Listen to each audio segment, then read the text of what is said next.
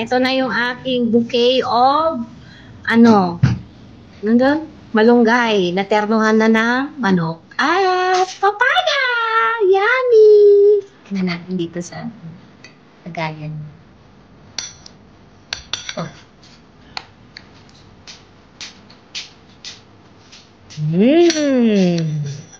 Siya rin yan. So, ito natin ilagay sa kapila.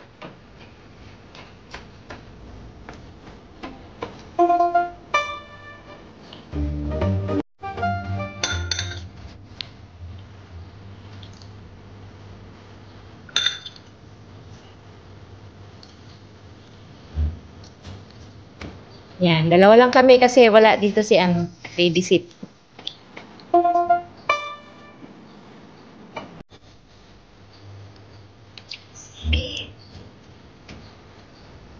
So let's guys, let's eat!